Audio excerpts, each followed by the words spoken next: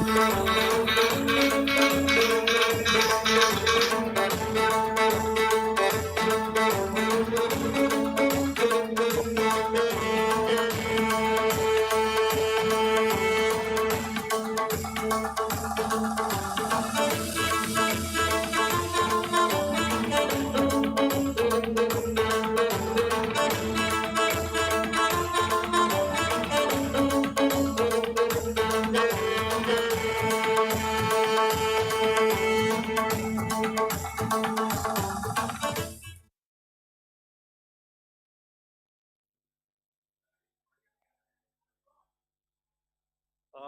Welcome to this special press conference on Operation Sindoor.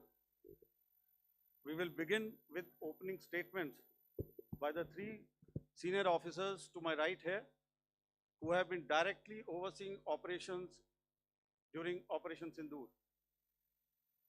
We have Lieutenant General Rajiv Ghai, Director General Military Operations, who will cover the aspects related to land domain. Air Marshal A.K. Bharti, to his right, Director General Air Operations, will provide insights on the air domain. And to my right is Vice Admiral A.N. Pramod, Director General Naval Operations, who will cover aspects on maritime domain. Following their briefings, we will move on to the question answer session. I now request the DGMO to commence the opening brief. Thank you, Sandeep. A very good evening to all of you, ladies and gentlemen. You are all by now familiar with the brutality and the dastardly manner in which 20 innocent lives were prematurely 22nd of April. When you combine those horrific scenes and the pain of the families that the nation witnessed with numerous other recent terrorist strikes on our armed forces and defenseless civilians, we knew that the time had arrived to make yet another compelling statement of our resolve as a nation. Operation Sindoor was conceptualized with a clear military aim to punish the perpetrators and planners of terror and to destroy their terror infrastructure. What I do not state here, of course, is the often stated determination of India and its intolerance to terror. It set into motion a very diligent and microscopic scarring of the terror landscape across the borders and the identification of terror camps and training sites. The locations that emerged were numerous, but as we deliberated more, we realized that some of these terror hubs were now bereft of any presence and had preemptively been vacated, fearing retribution from us. There was also a term of reference and our own binding, self-imposed restriction to target only terrorists and thus prevent collateral damage. There were 9 camps that you are now all familiar with, which were confirmed by our various intelligence agencies to be inhabited. Some of these were in POJK, while there were others that were located in the Punjab province in Pakistan. Nefarious places such as Muridke, the hub center of the Lashkar-e-Taiba, has over the years bred infamous characters such as Ajmal Kasab and the likes of David Headley.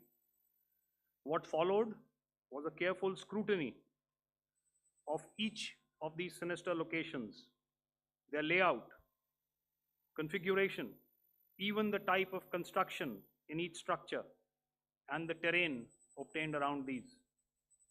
This was with an obvious intent to deduce and identify the exact vector that was required for their neutralization, as also the eyes in the sky that we would send up to ensure that we brought back evidence that we had indeed targeted what we set out to.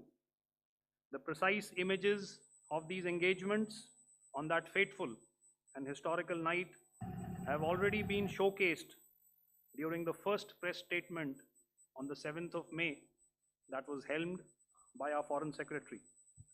I have no doubt in my mind that we achieved total surprise, and those strikes across those 9 terror hubs left more than 100 terrorists killed, including high-value targets such as Yusuf Azhar, Abdul Malik Rauf, and Mudassir Ahmed that were involved in the hijack of IC-814 and the Pulwama blast.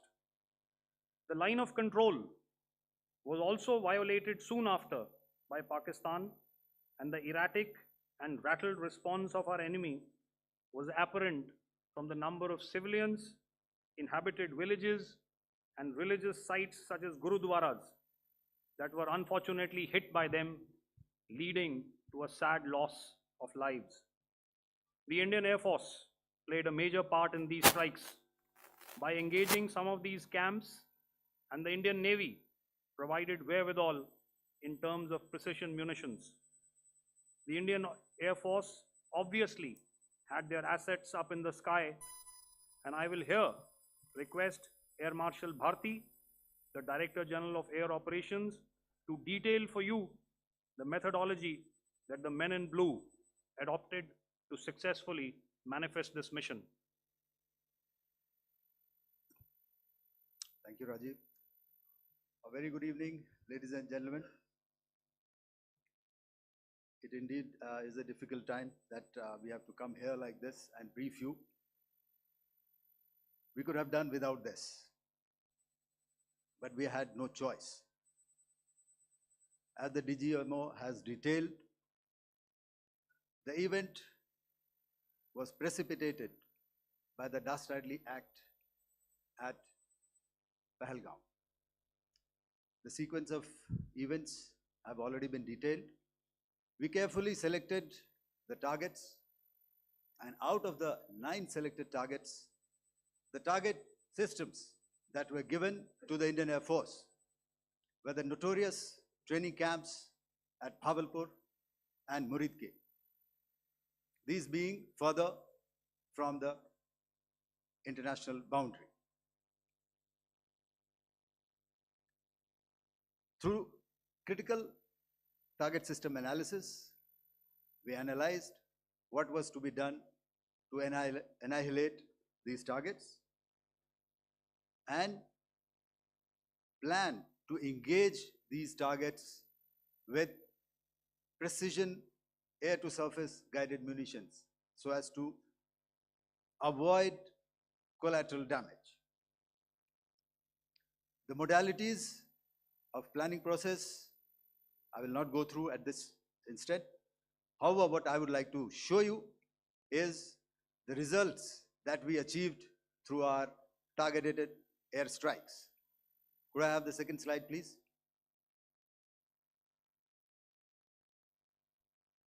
Yeah, change, please.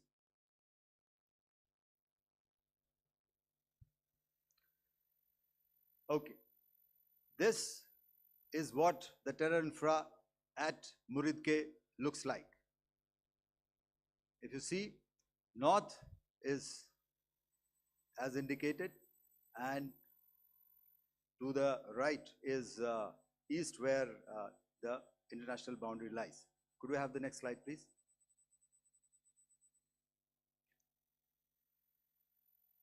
Orientating. Just go back one slide. Okay. Please have a look at this red building, the series of buildings out here, and this empty ground. Next. If you relate, the empty ground is here, and you see this is the first weapon that is impacting. This is the impact point number 1. on Muridke training camp with our precision guided weapon on early morning 7. Next, please. Keep your eyes glued for the second weapon coming in and the second impact on the selected target point.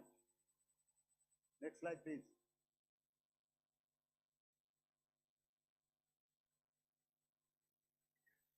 Third weapon, third impact. Continue. And fourth weapon, fourth impact. So through these targeted and precision targeting, we addressed the target at Muridke, which was the training infrastructure. Can you hear me? All right. Okay, I'll come closer to the mic. Now we go to the next target, which is the Bhavalpur training camp. Next slide, please. Okay, just wait. So the effect, if you see,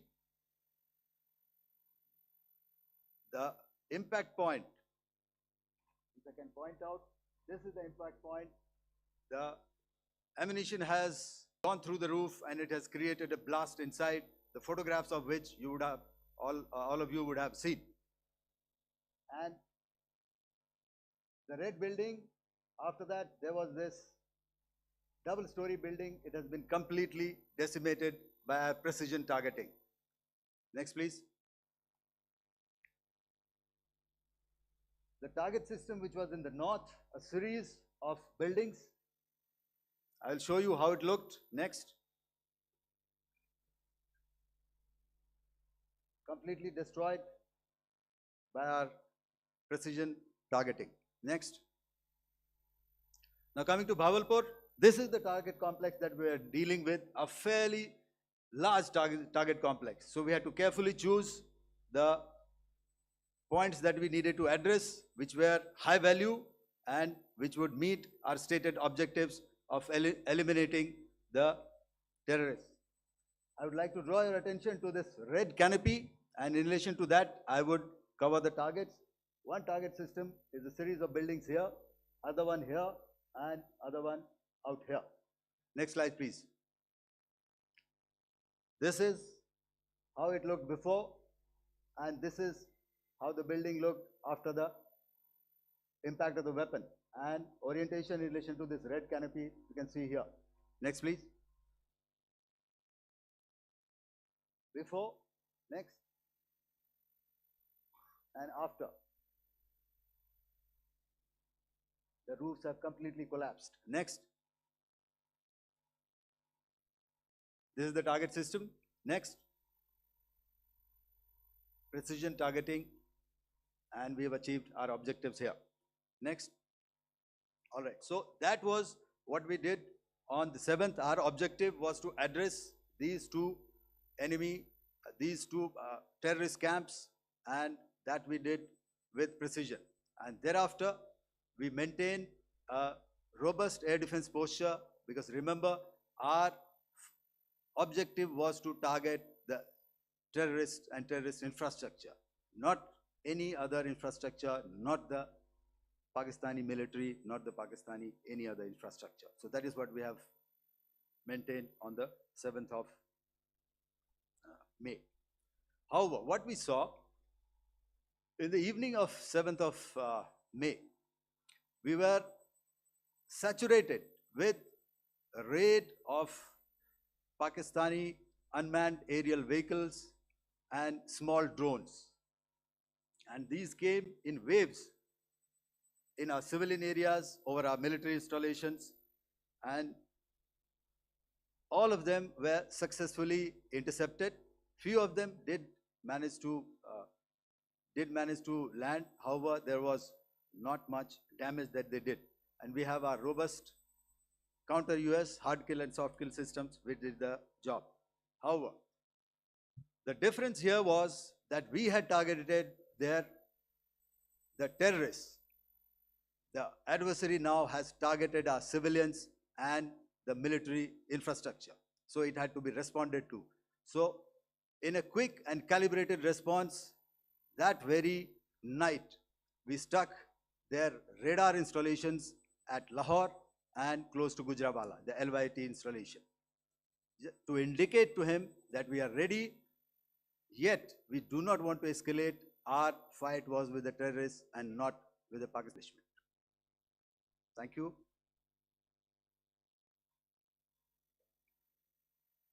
Thank you, Air Marshal Bharti.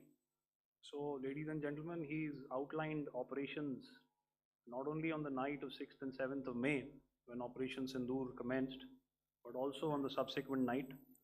Being well aware and familiar with the congenital and impulsive nature of our adversary, and even though we did attempt to reach out and communicate our compulsions to strike at the heart of terror to my counterpart in the immediate wake of Operation Sindoor, the request was brusquely turned down,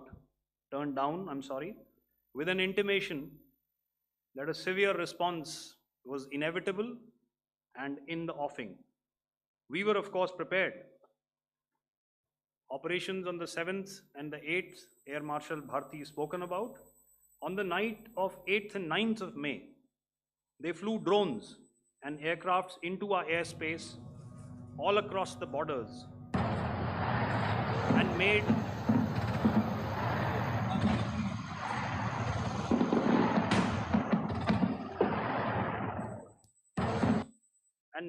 largely unsuccessful attempts to target numerous military infrastructure. Violations on the line of control by Pakistan also commenced yet again and precipitated into fierce arty engagements. The air operations on the night of 8th and 9th of May, I'll yet again request the DG Air Operations to cover.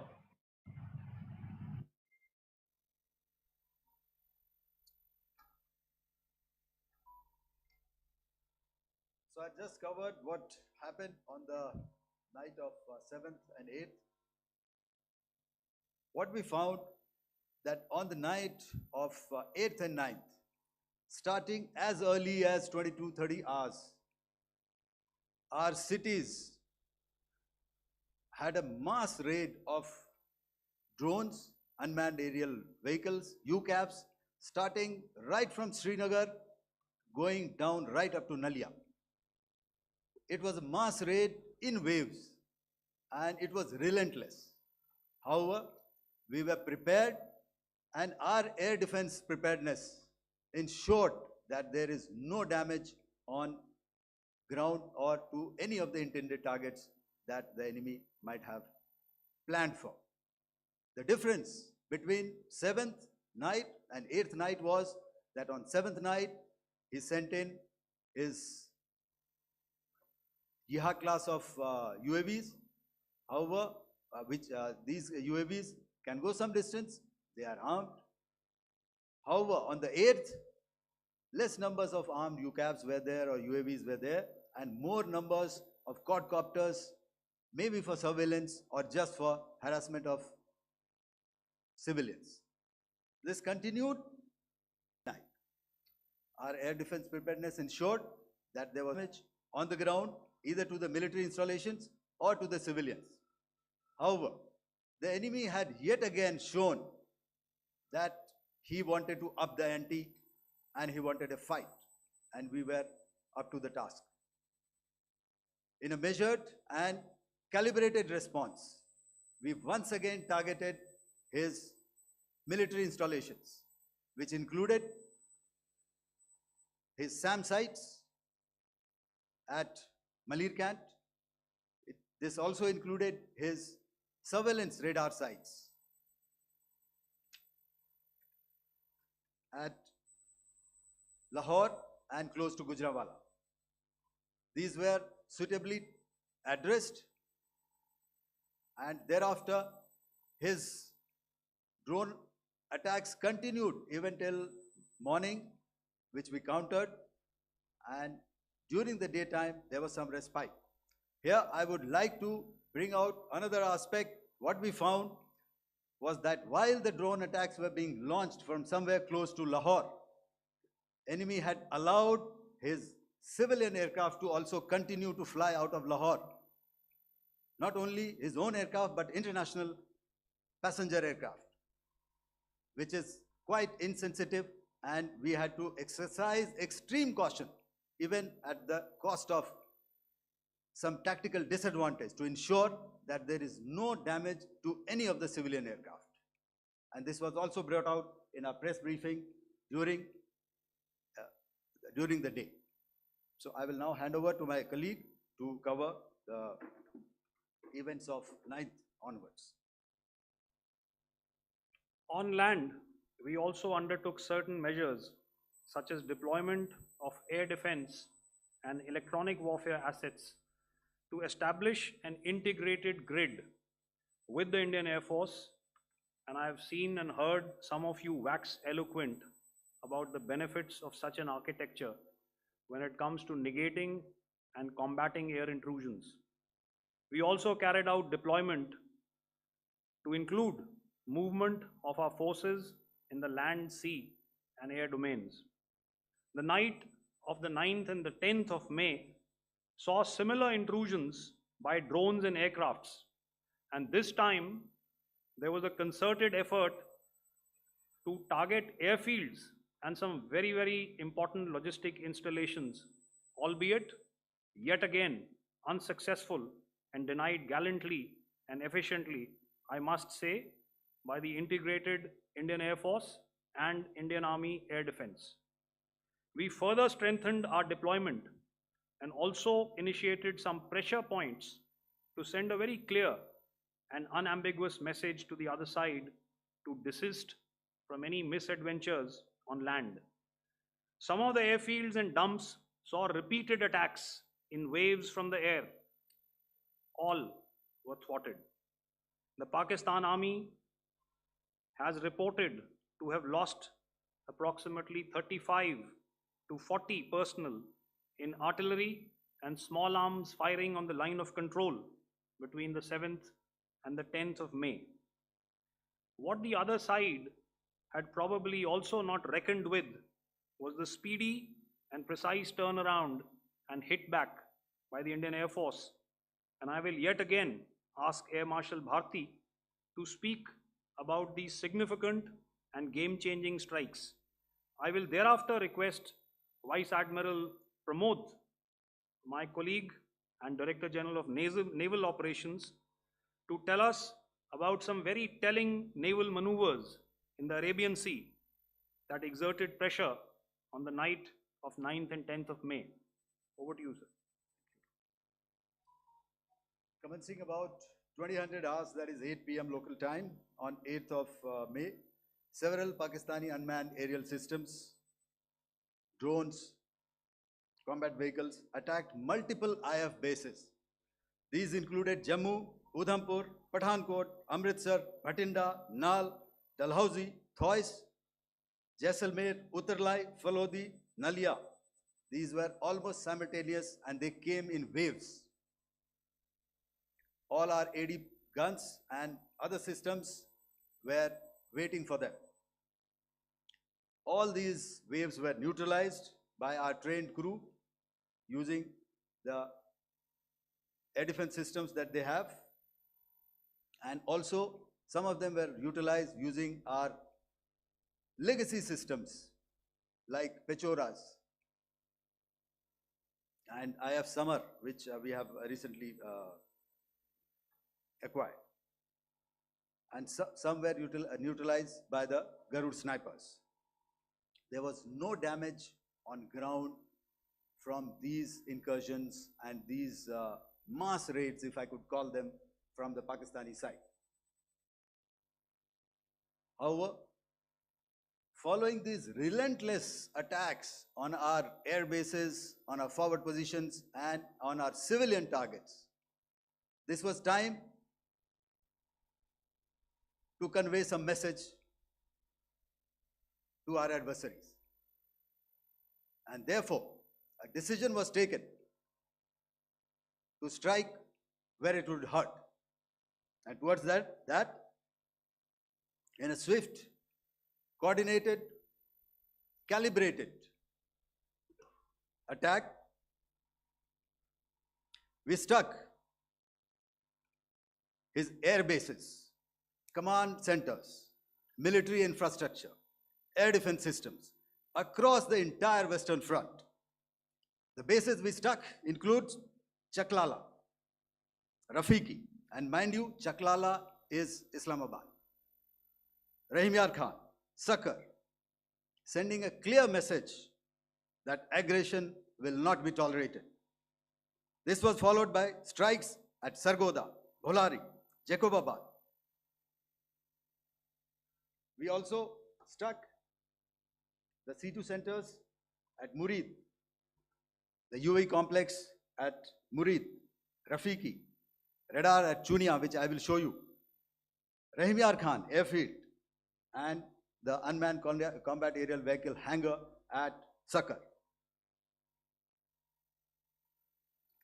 I would like to reiterate here that we have the capability to target every system at these bases and more.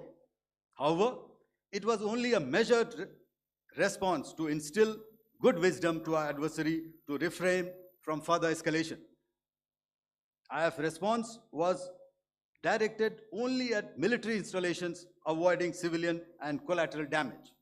I would now like to show you some of the effects that have been achieved as a result of our air operation.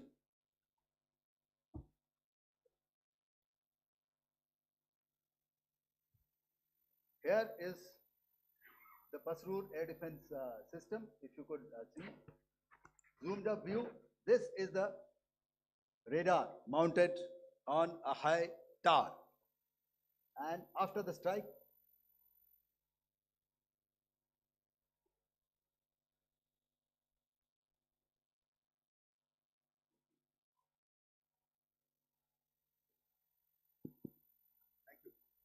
can you hear me?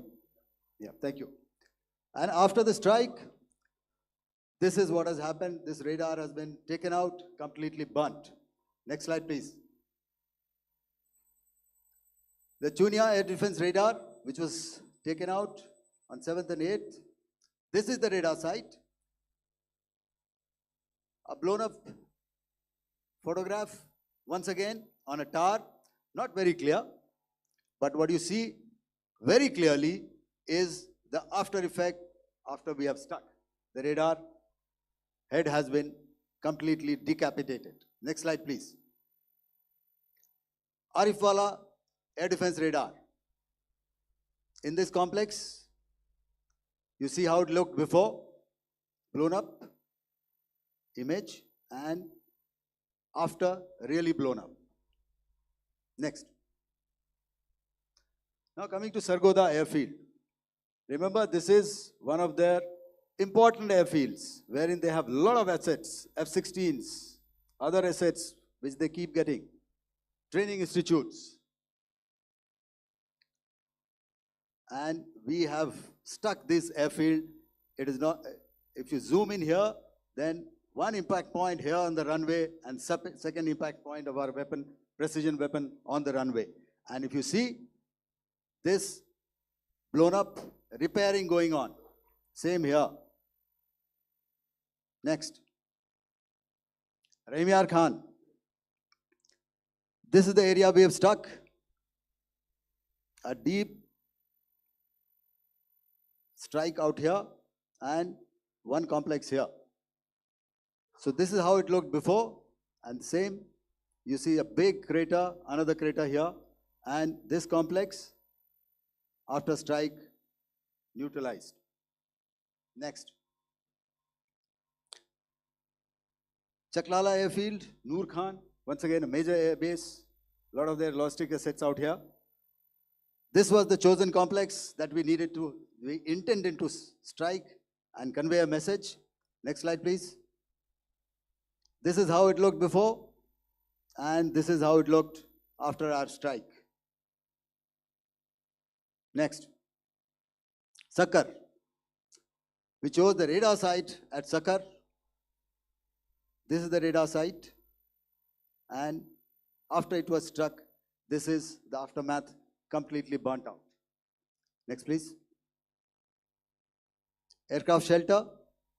This is how it looked before the strike And this is how it looked after the strike. The roof of the buildings completely caved in and burnt. Next. Bolari Airfield, aircraft hangar. This is how it looked before, and this is how it looked after the precision strike. Next. Jacobabad, aircraft hangar, and this is how it looked after. Next. So what I'm trying to convey here, ladies and gentlemen, is to start with, our fight was neither with the Pakistani military nor with anybody else who's there on the other side. Our fight was with the terrorists. We neutralized the terrorists that we selected to be neutralized, and thereafter, we only maintained the air defense posture. However, we were relentlessly pounded by waves after waves, night after night, by his UCAVs, by his drones, and by his other unmanned aerial systems. And that left us with no choice but to retaliate, and yet our retaliation was calibrated, it was graduated, and it was proportionate. Thank you.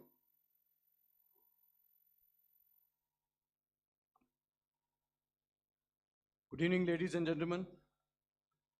In the aftermath of the cowardly attacks on innocent tourists at Pahalgam in Jammu and Kashmir by Pakistani-sponsored terrorists on 22nd April, the Indian Navy's Carrier Battle Group, surface forces, submarines, and aviation assets were immediately deployed at sea with full combat readiness in concert with the joint operation plan of the Indian Defence Forces. You may be aware that we tested and refined tactics and procedures at sea during multiple weapon firings in the Arabian Sea within 96 hours of the terrorist attack. The aim was to revalidate our crew, armament, equipment, and platform readiness to deliver various ordnance on selected targets precisely. Thereafter, our forces remained forward deployed in the Northern Arabian Sea in a dissuasive and deterrent posture with full readiness and capacity to strike select targets at sea and on land, including Karachi at time of our choosing. The forward deployment of the Indian Navy compelled Pakistani naval and air units to be in a defensive posture, mostly inside harbors or very close to the coast, which we monitored continuously. The Indian Navy maintained seamless maritime domain awareness throughout the duration and was entirely aware of the location and movement of Pakistani units. In effect, we had and continue to have good battle space transparency using our maritime domain awareness grid. As you are aware, our response has been measured, proportionate, non-escalatory, and responsible from day one. Accordingly, the calibrated approach considered all options, including the ability of the Indian Navy for offensive action from and at sea. As part of this escalation control mechanism, the application of force by the Navy was planned in a synchronized manner in coordination with the Army and Air Force, the highlight being teams from the three services working closely in an integrated manner. Along with the kinetic actions by the Indian Army and Indian Air Force, the overwhelming operational edge of Indian Navy at sea contributed towards Pakistan's urgent request for a ceasefire yesterday. As we speak, Indian Navy remains deployed at sea in a credible deterrent posture to respond decisively to any inimical action by Pakistan or Pakistan-based terrorists. Thank you. Samno Varna, Jai Hind. Now I'll hand over to Director General Military Operations for further proceedings. Ladies and gentlemen, on the 10th of May, in the morning, even as we were getting into a huddle to wargame the events of the previous night, a routine exercise, I received a message on hotline from my counterpart in Pakistan seeking my willingness to communicate. Since our initial aim was to strike at terror camps, and all our actions in the subsequent days were in response to the intrusions and violations by the Pakistan Air Force and its army, it was decided that I would indeed speak with my counterpart. You are already aware, I've seen it being covered on national television, that my communication with the Pak DGMO was conducted at 15:35 hours yesterday and resulted in cessation of cross-border firing and air intrusions by either side with effect from 1700 hours 10th of May, after he proposed that we cease hostilities. We also decided to further speak on the 12th of May, that's tomorrow, at 1200 hours, to discuss the modalities that would enable the longevity of this understanding. However, disappointingly, and must I add, expectedly, it took us for the Pakistan Army to violate these arrangements by cross-border, responded to robustly and dealt with as they must be. We have earlier today sent another hotline message to my counterpart highlighting these violations of the understanding between the DGMOs on the 10th of May and our firm and clear intent to respond to these fiercely and punitively, if repeated tonight, subsequently, or later. In this regard, I must inform all of you that the Chief of Army Staff has earlier today conducted a security review and has granted full authority to our Army commanders for counter actions in the kinetic domain in case of any violation by Pakistan. In the end, I pay my solemn homage to my 5 fallen colleagues and brothers from the armed forces and civilians who have tragically lost their lives in Operation Sindoor. Our hearts go out to the bereaved families, and we express our solidarity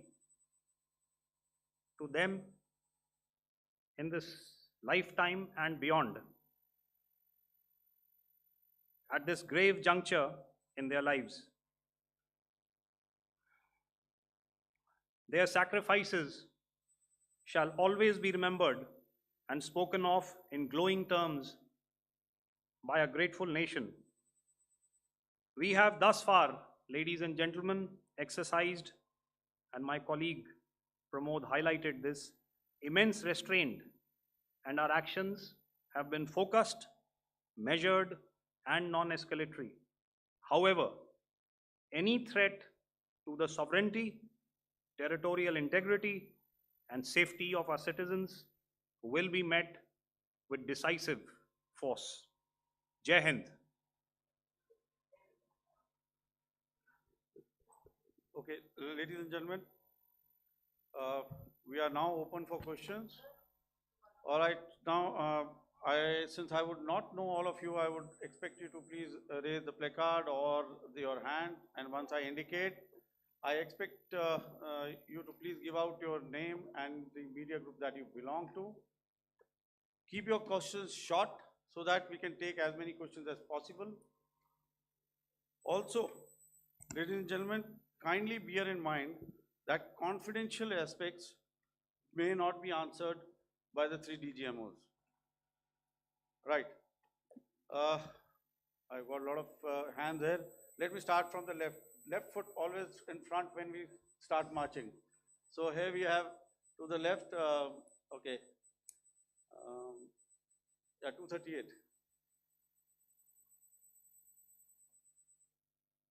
Hello. So this is Manas Pratimhuyan from PTI, Press Trust of India. So the understanding that was reached yesterday on stopping the military operations and actions, was it for just 3 days? And what would be the cost escalation if there is violation of this understanding by the Pakistani side? And my subsequent question would be that we have a kind of ceasefire agreement with Pakistan that was finalized in 2003. So will there be some kind of similarities in frameworks between the two kind of understandings, 2003 ceasefire agreement and the current understanding on stopping military operations?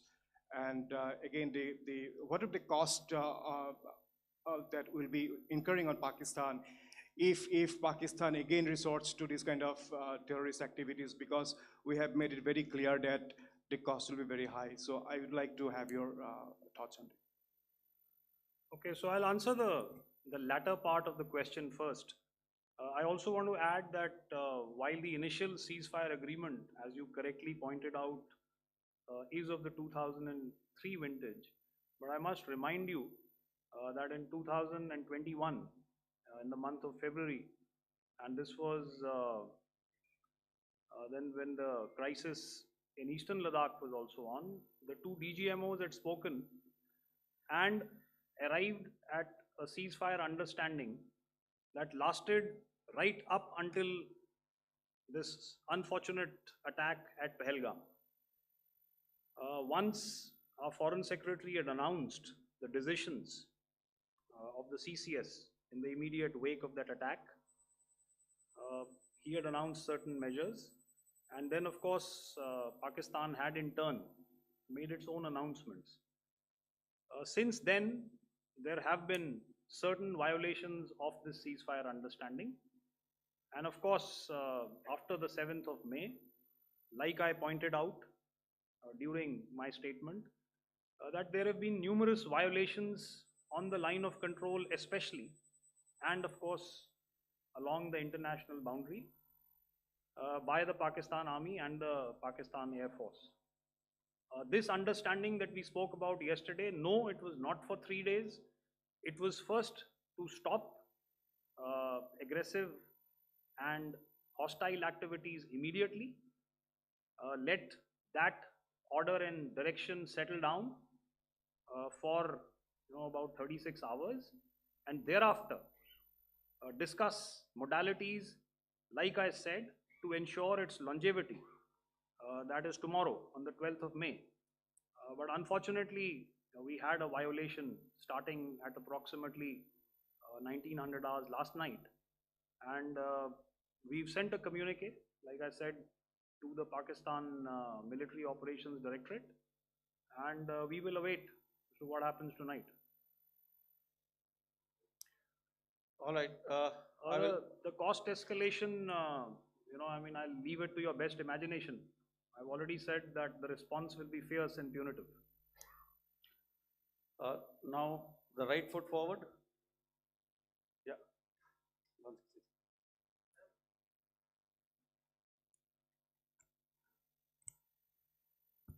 Sir, I'm Ajit Dubey from ANI, sir.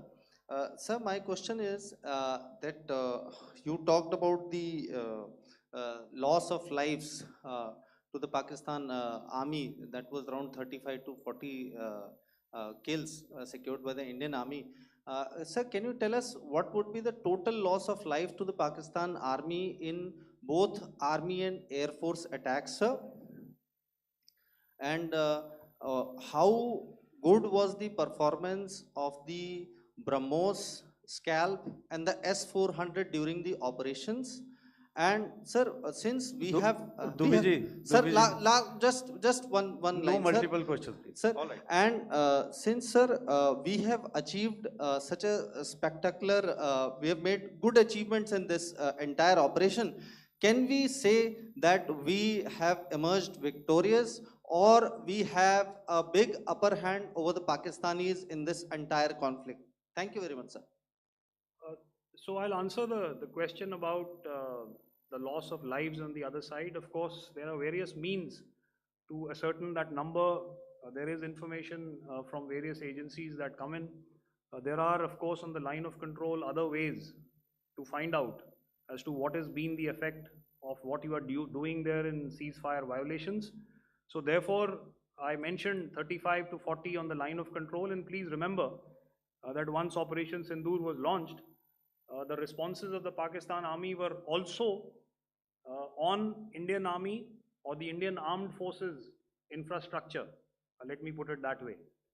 So that's why I did not cover casualties of the Pakistan Army, at least in the initial phases of battle, because those were not our targets. Our targets were terror oriented.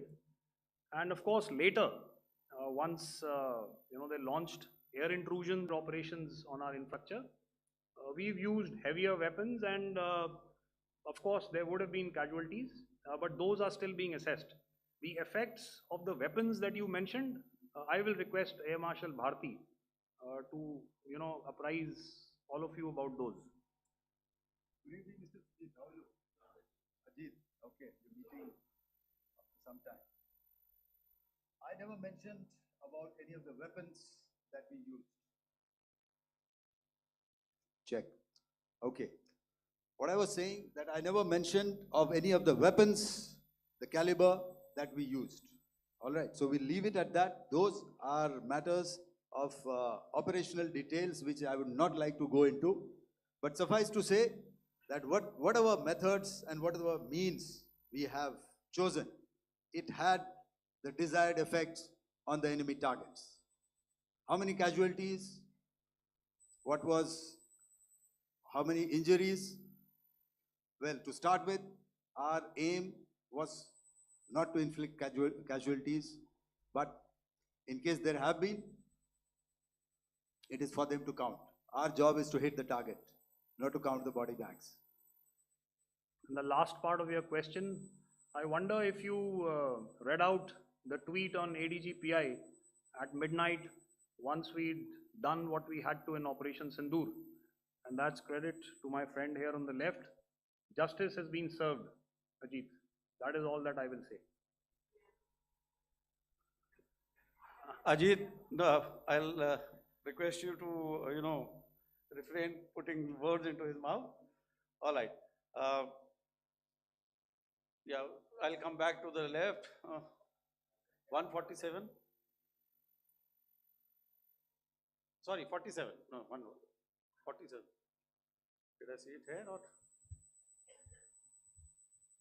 Yeah. Good evening, I saw it there. gentlemen. Sorry, 147. I saw it there. Sorry. Yeah. Since I've already said 147. Start, please. Hi, sir. Good evening. This is Shivam Patel from Reuters News Agency. Thank you for giving me the opportunity. My question, sir, is how many military targets did Indian Armed Forces strike in Pakistan in response to the attacks from Pakistan? How were these targets selected? And how many troop casualties have been there in total on both sides, if you give details? Thank you. I'm sorry, where are you? I haven't spotted his. His to the right. Okay. Can you just repeat that for me, please? Sure, sir. So my name is Shivam Patel. I'm from Reuters News Agency. My question is, how many military targets in total did the Indian Armed Forces strike in Pakistan in response to the attack from Pakistan? How were these targets selected? And how many troop casualties have been there on both sides, if you can? So you're speaking of the targets that I mentioned in the wake of the attack at Pahalgam, right?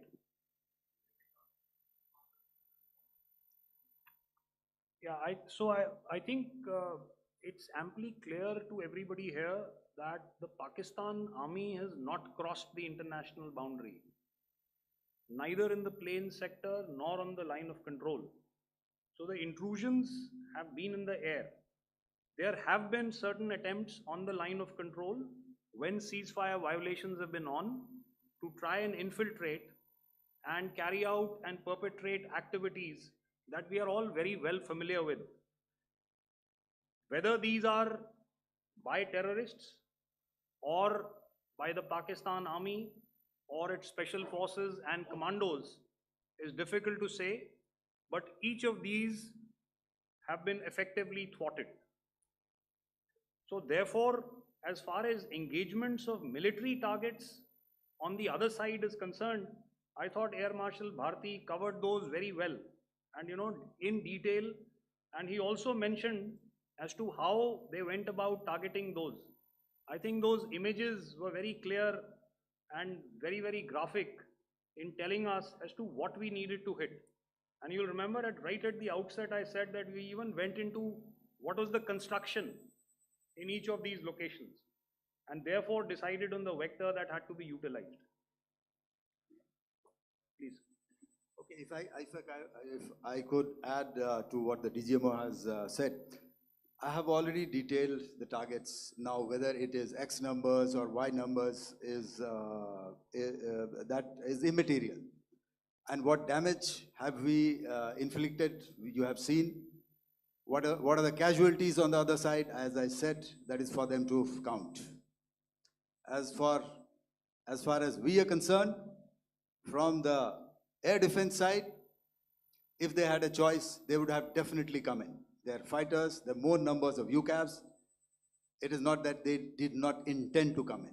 It is only that our robust AD posture prevented them from coming in. So that must be known, and that must be realized by all the audience here. Yeah, I'll come to the left now, 24.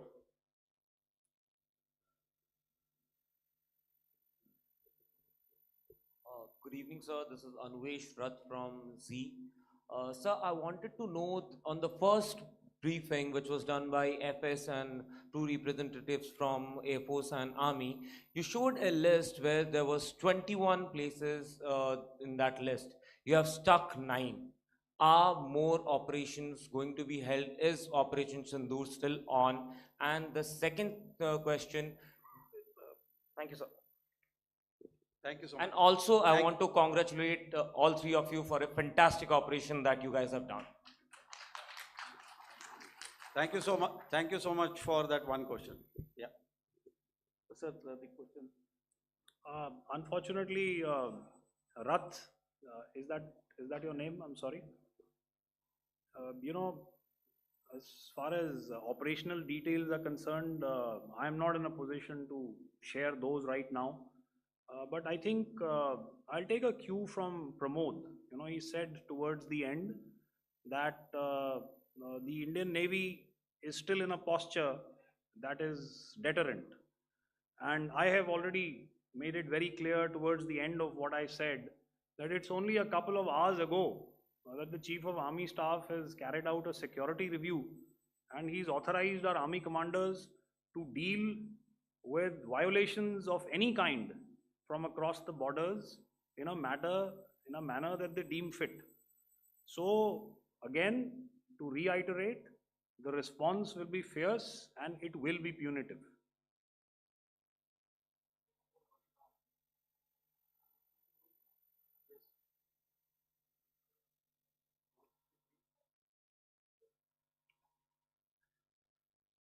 I'll go back this side now.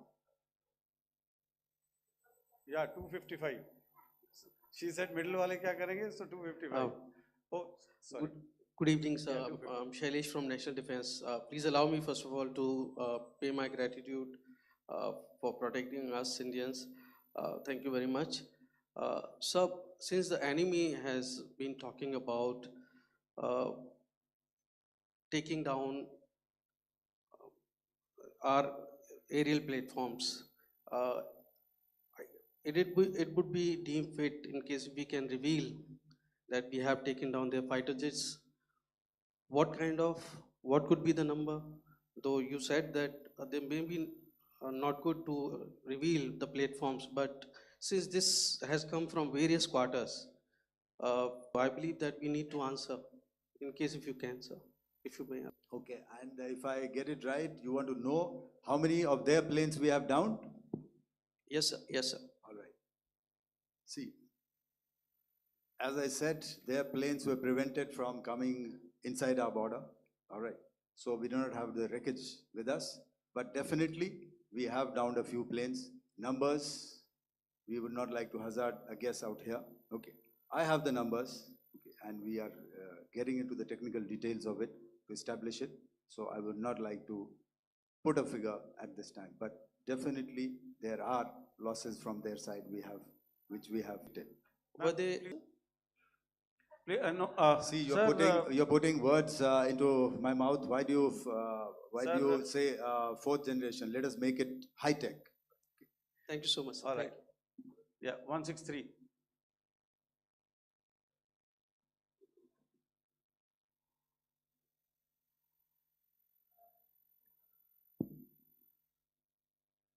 तो मैं मंजीत नेगी हूँ आज तक से। मेरा सवाल ये है कि इस पूरे ऑपरेशन में जो आतंकी ठिकानों को निशाना बनाया गया, क्या नंबर्स कुछ बता सकते हैं कितने आतंकी मारे गए? कुछ नाम सरकार, मतलब कुछ नाम मीडिया में आए भी हैं जो बड़े उसके मास्टरमाइंड थे।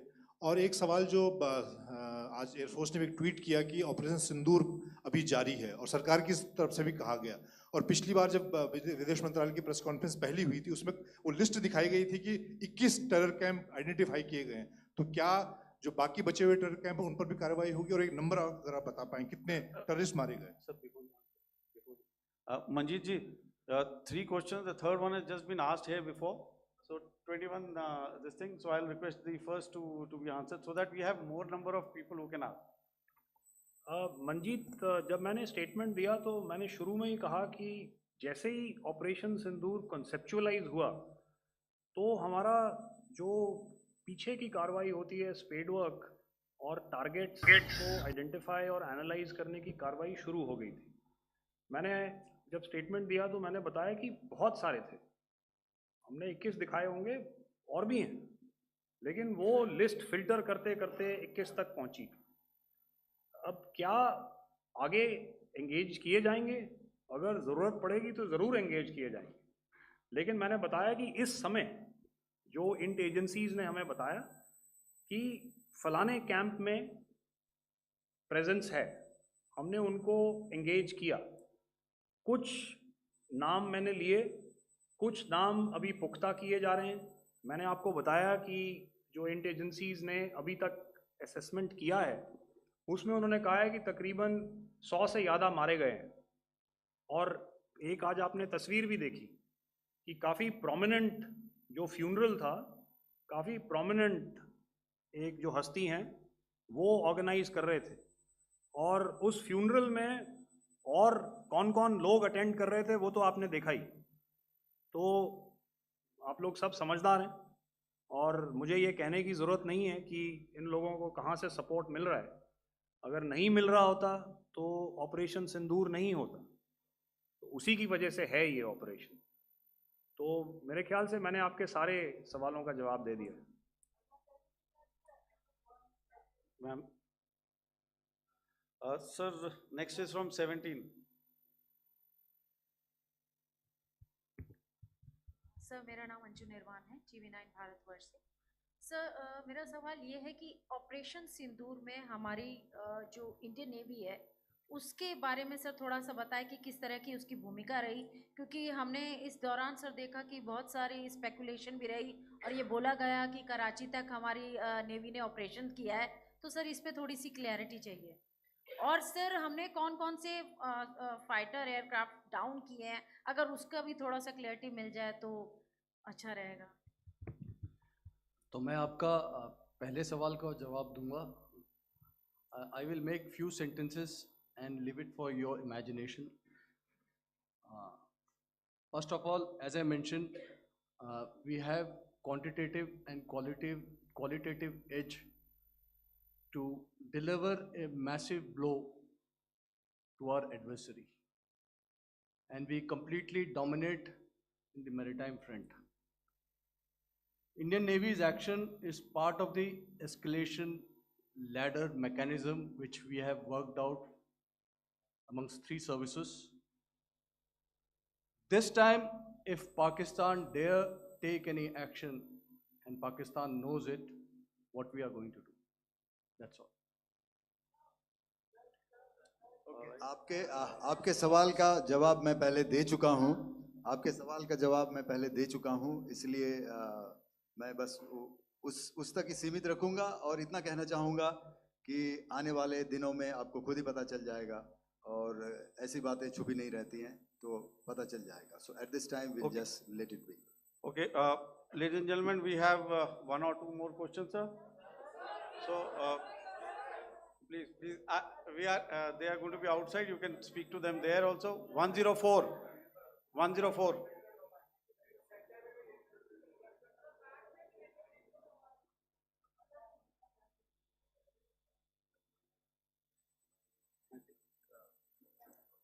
Yeah, ask. Sir, Dinakar with the Hindu newspaper. Are you surprised that you got this question? No, sir. Just look. Sir, can you give a number of assets we lost? Because there's been a lot of speculation going on. International media writing a lot of things about our platforms, including Rafales. I mean, Pakistan claiming that Rafale has been downed, etc. Can you put that question to rest and clarify on that? I guess that question is for me.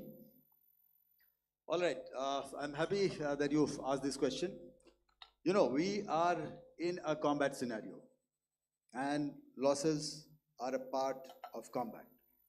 The question that you must ask us, okay, and indeed that we must ask ourselves, you inclusive, is have we achieved our objectives? Have we achieved our objective of decimating that terrorist camp? And the answer is a thumping yes. And the results are for the whole world to see. As for the details, what could have been, how many numbers, which platform did we lose? You know, at this time, I would not like to comment on that because we are still in a combat situation.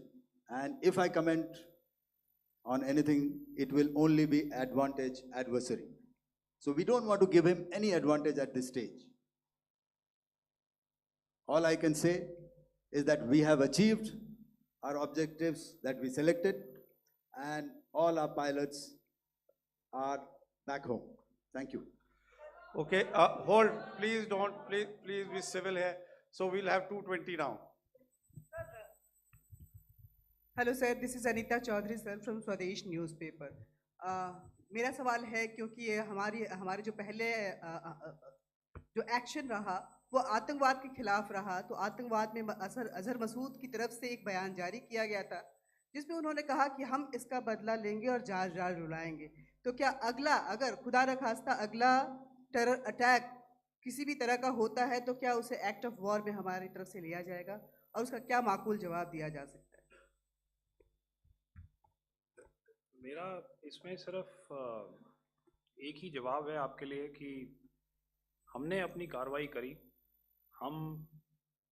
हमने उसके बाद मैंने अपने statement में भी बताया कि ये कम्युनिकेट करने की कोशिश करी कि हमने इस तरीके से ये जो स्ट्राइक्स हैं वो क्यों की।